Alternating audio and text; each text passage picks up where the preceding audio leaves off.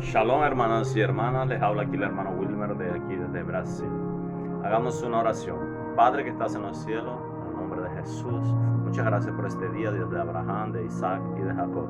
Habla nuestras vidas, Señor, para continuar con este estudio. Bendice a todos los que están viendo este video y escuchando este video, Señor, en cualquier lugar que ellos estén. Amén, amén.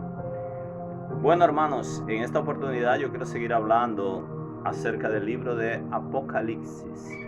Ya hice la parte 1 de Apocalipsis en español, ahora voy a hacer la parte 2 en español acerca de Apocalipsis. También está en portugués, las personas que hablan portugués pueden entrar a mi canal, también tenemos la parte 1 y la parte 2 de este estudio de Apocalipsis. Bueno hermano, el estudio de Apocalipsis, como yo expliqué, es un libro que poco se predica, poco se estudia. Y cuando la gente entra al libro de Apocalipsis, muchas personas no entienden y desisten, no siguen estudiando la palabra de Dios. Entonces la palabra la estudia. Ahora la tenemos que estudiar. ¿Qué es lo importante de Apocalipsis? El libro de Apocalipsis habla para la venida de Jesucristo y el establecimiento del reino de Jesucristo colectivamente para toda la iglesia. Lo que la gente más se preocupa es por el levantamiento, por el famoso rapto de la iglesia. Eso es lo que la gente se preocupa. Ay, pero ¿cuándo será la época? ¿Cuándo llegará ese día? Pero nosotros tenemos que ver algo. Nosotros tenemos que preocuparnos por dos cosas. Primero, por la venida de Cristo individualmente. Cristo puede venirte a buscar a ti. Todos los días Jesucristo está viniendo para las personas. Todos los días el Señor está viniendo a buscar seres humanos. Entonces, ¿cuál es el problema? Tú tienes que alinear tu vida con Dios y prepararte, aceptar al Señor Jesús, si eres cristiano, arreglar todo. Y si no lo eres, aceptar al Señor Jesús, porque Cristo puede venir hoy por ti. Hoy puede ser el rapto de tu vida, pero tú eres el que decide si te vas con el Señor o si te quedas. Entonces, tienes que arreglar tu vida individualmente con Dios, para cuando el Señor venga a buscarte, tú estés preparado. Entonces, esa es una de las cosas importantes. La primera cosa importante es esa, prepararte para la venida de Cristo, tú y yo, para que estemos pronto para ir al reino de los cielos. Ahora, la siguiente cosa que muestra el libro del Apocalipsis es nuestra vida en los cielos. ¿Dónde es que nosotros vamos a vivir? ¿Cómo vamos a vivir? ¿Cómo vamos a ser gobernados en los cielos? Entonces, esa es otra cosa que habla el libro del Apocalipsis. Ahora, yo te hago una pregunta. Si tú comprases una casa o tuvieses un lugar donde te dijeran, tú tienes una casa que no fuera tuya, pero te dijeran, tú vas a vivir en este lugar, allá es así, aquí, allá, tú no tendrías curiosidad de saber en qué lugar es que tú vas a vivir, quién te va a gobernar, cómo es tu casa, porque en la Biblia el Señor Jesús prometió que vamos a tener una nueva casa, una nueva ciudad donde Él nos va a gobernar. Entonces tú tienes que estudiar Apocalipsis para saber dónde es que tú vas a vivir, porque hay muchos cristianos que dicen, yo no sé, yo creo que voy para el cielo y hay limitadamente.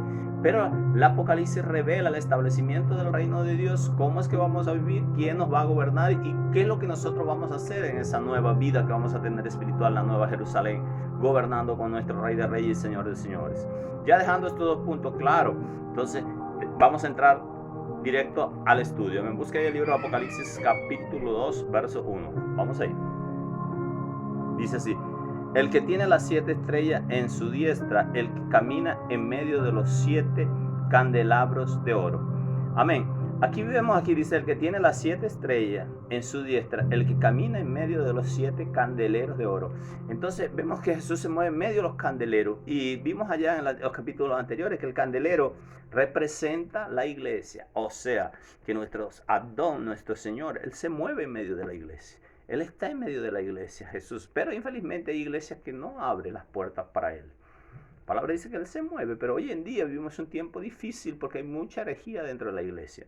No se predica la palabra, hay mucho mundanismo, mucho pecado dentro de la iglesia. Y en la parte donde Jesús quiere moverse en medio de los candeleros, para Él estar allí, la presencia del Espíritu Santo. Mucha gente no le da lugar al Espíritu Santo. Mucho humanismo, mucho hombre buscando la gloria de Él y no dejando la gloria del Espíritu Santo, que es el mismo Jesús, que se mueve en la iglesia, que edifique la iglesia, que la palabra sea la revelación, no el humanismo, no la revelación humana, la adivinación que se mueve hoy en día. Entonces todas estas cosas es lo que el Señor quiere decir aquí y quiere hacer en este tiempo. Amén. El 2. Yo conozco tus obras, tu arduo trabajo y tu perseverancia, y que no puedes soportar a los malos y has probado a los que se dicen ser apóstoles y lo has hallado mentiroso. Entonces aquí vemos una cosa importante. Dice, yo conozco tus obras, dice el 2. Yo conozco tus obras y tu arduo trabajo y perseverancia. Entonces vemos que esta iglesia trabajaba, guardaba la palabra y tenía perseverancia y constancia. Aquí vemos en la mitad del 2, dice, y que no puedes soportar a los malos y has probado a los que se dicen ser apóstoles. Entonces vemos que esta iglesia era una iglesia que ella tenía buenas obras, hacía buenas obras y tenía discernimiento, porque esta iglesia quizás no era como hoy en día. Es difícil encontrar iglesias que tengan discernimiento, porque los brujos están dentro de la iglesia, los hechiceros, los asesinos. La gente está viviendo doble vida dentro de la iglesia. ¿Y por qué la iglesia está viviendo así? Porque no hay un discernimiento, hermano. Porque no se ha dejado al Espíritu Santo y las personas no han consagrado su vida en plenitud, en oración, ayuno, en sabiduría, que el principio de la sabiduría es la palabra, y la palabra tiene que ser revelada por medio de nosotros. Ahí es que está la sabiduría, y ahí es que entran los dones de Dios, de la revelación. Por eso esta iglesia aquí tenía, y dice que discernió a los que se decían ser apóstoles y no lo eran. Hoy en día hay muchos falsos pastores, falsos apóstoles, falsos maestros que predican y entran encubiertamente.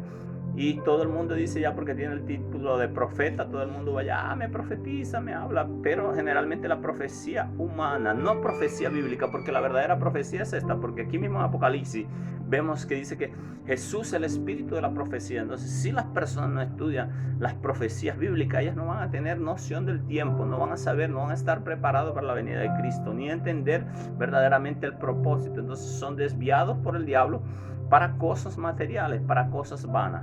Pero lo primero que nosotros tenemos que edificar en nuestra vida, buscar primeramente el reino de Dios y su justicia, que es la palabra, ser justificado en el Señor. Amén.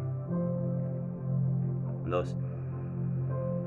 Y no lo son y los has hallado mentirosos. Entonces la iglesia discernió que estos hombres eran mentirosos. Y la iglesia hoy en día, y tú mismo, hermano, tienes que tener discernimiento para las cosas. El 3. Has sufrido y has sido perseverante, has trabajado arduamente por amor de mi nombre y no has desmayado. Estamos en Apocalipsis capítulo 2, verso 3. Entonces dice, esta iglesia ha perseverado y ha trabajado arduamente por amor de mi nombre y no has desmayado. Entonces tiene discernimiento, tiene buenas obras, trabaja y no ha desmayado. Ahora vemos algo importante aquí en el libro de Apocalipsis, que el Señor está haciendo un teste, está testando, está probando las iglesias, a ver cómo es que están. El Señor todos los días puede probar nuestra vida, testarnos, a ver si nosotros estamos aptos. Y Dios, como es Dios justo, Él va a ver tu virtud, pero también va a ver tus errores, hermano. Y el Espíritu Santo quiere sacarte del error para que te alinees conforme al pensamiento de Dios, a la palabra de Dios, al diseño de Dios, al carácter de Dios. Amén. Entonces, aquí vemos en el 2:4 dice, hay un pero. Entonces, cuando hay un pero, es que todavía no estamos preparados. Esta iglesia no estaba preparada ni estaba apta para ser avaliada, no sé en portugués, como vivo aquí en Brasil, a veces se me enredan las palabras. La iglesia no estaba pronta para ser avaliada, sería una avaliación, ¿no? Si está apta para subir al reino de los cielos. Entonces Jesús la estaba testando, hizo un test para ver, y aquí al 4 aparece pero tengo contra ti que has dejado tu primer amor. Entonces vemos que la perseverancia, ella tenía perseverancia, tenía buenas obras, no has desmayado, mi nombre. Entonces había varias cosas buenas, inclusive discernimiento. Pero ¿qué era porque el Señor le reclama aquí? Esto es importante ver, dice, pero has dejado tu primer amor. ¿Y cuál es el primer amor de que le faltaba a esta iglesia? De que le faltaba. Cuando un cristiano pierde el primer amor, él empieza a hacer obras de la carne, puede evangelizar, puede tener discernimiento, pero corta su relación con Dios. Entonces esta iglesia había perdido su relación con el Mesías. Entonces hay una iglesia que se maneja en el humanismo, que eso, tener gente, tener personas, pastores que tienen mucha gente en la iglesia, mas no hay una relación de él con Dios. La iglesia misma no está con Dios, porque hoy vemos una iglesia muy psicológica, que trabaja mucho en la mente de la persona. Tú vas a ir, tú vas a recibir, tú vas, todo va a recibir. Pero cuando llega el momento de tener un amor por Dios, el tema del ayuno, el tema de la oración, el tema del estudio de la palabra, de la vigilia, ahí las personas no quieren nada con este tipo de cosas. Entonces vemos que ahí es que dice el Señor pero tengo contra ti que has dejado tu primer amor. Entonces El primer amor de nosotros es nuestra relación con Dios. Nosotros tenemos que estar todos los días en la presencia de Dios, en la madrugada, en la noche, en la hora. Vivir en la presencia de Dios es a toda hora, donde tú estés, en el trabajo, donde tú vayas. Ese es el primer amor, amén. Por eso Dios cuestionó aquí a esta iglesia. Dice, recuerda por tanto de dónde has caído y arrepiéntete y haz las primeras obras. Entonces Dios les está diciendo, está dejando todo. O sea, mire que no son las obras, porque aquí dice, no son obras físicas, porque yo he perseverado en todo. Dice, arrepiéntete y haz tus primeras obras. Entonces, ¿qué le está diciendo? Vuélvete de tu mal camino, empieza a tener un relacionamiento conmigo, empieza a vivir conmigo, empieza a tener un relacionamiento serio conmigo. Entonces verás la gloria de Dios. Entonces ahí vemos qué es lo que aconteció aquí con esta iglesia. Amén. Entonces nosotros seguimos en eso. En eso tenemos que seguir. Nuestra vida va a ser relacionada con Dios. Y ahí es que nosotros volvemos al primer amor. Amén.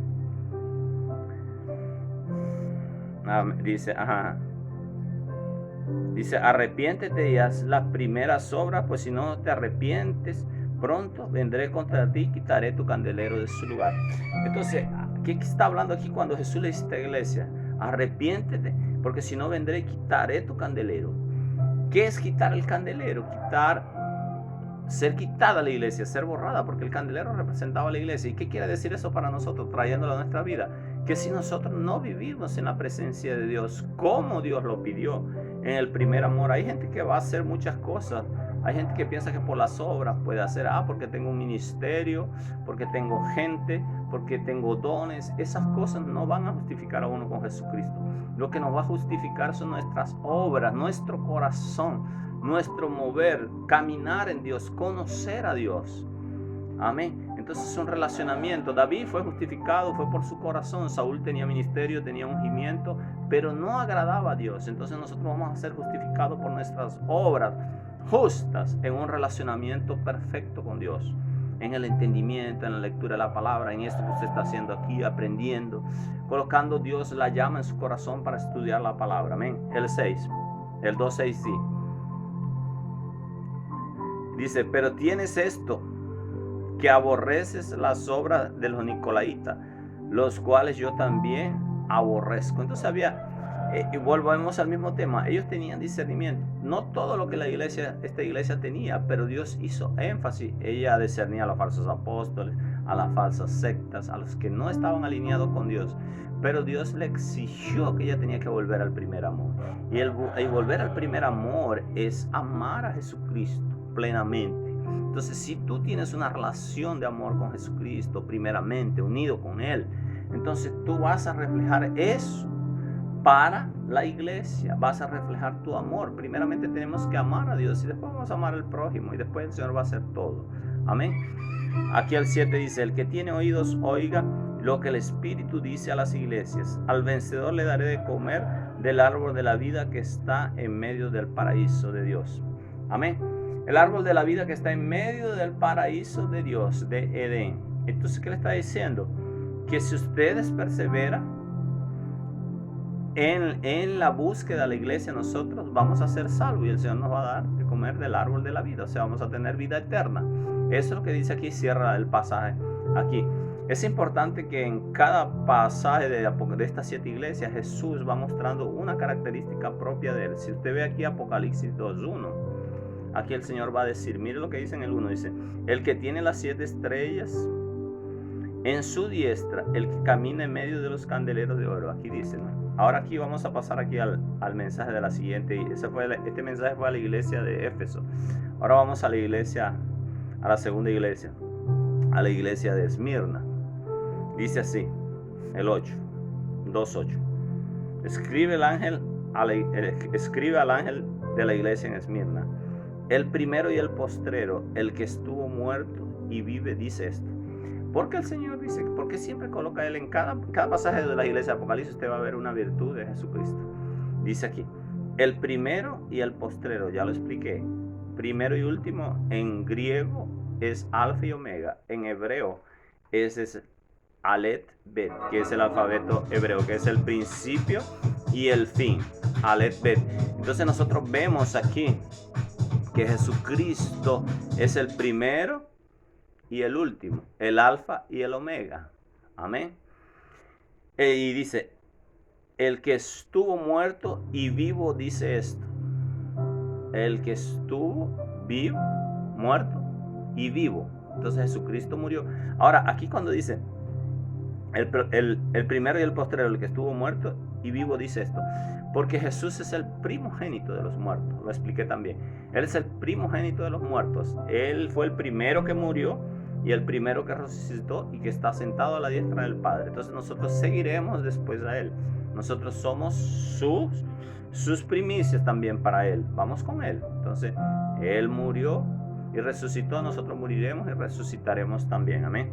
Dice, yo conozco tus obras, tu tribulación, tu pobreza, aunque eres rico. Entonces vemos que esta iglesia era pobre, por decirlo así, en cosas que le faltaban quizás. Muchas veces nuestra vida también es así. Nosotros no podemos tener dinero porque la gente nos mide hoy en día a nosotros como iglesia por lo material, si tú tienes un carro, si te da estatus. Pero el Señor mira a esta iglesia, el Señor Jesús mira a esta iglesia y dice, tú eres pobre, pero eres rico a la vez. Amén. Entonces, ¿cómo es que nosotros somos pobres y ricos a la vez? Porque no podemos tener las cosas materiales, pero tenemos lo más precioso, que es nuestra salvación, que no tiene ningún valor aquí en la tierra. ¿Me entiendes? Pero en el reino de los cielos, la salvación es lo mejor que puede haber. La gente dice, pobre cristiano, pobre persona que no tiene nada y sigue a ese Dios. Entonces, por más que nosotros no tengamos en este momento dinero, que Dios nos va a prosperar, te va a prosperar, nosotros tenemos que seguir al Señor. Amén. Dice aquí,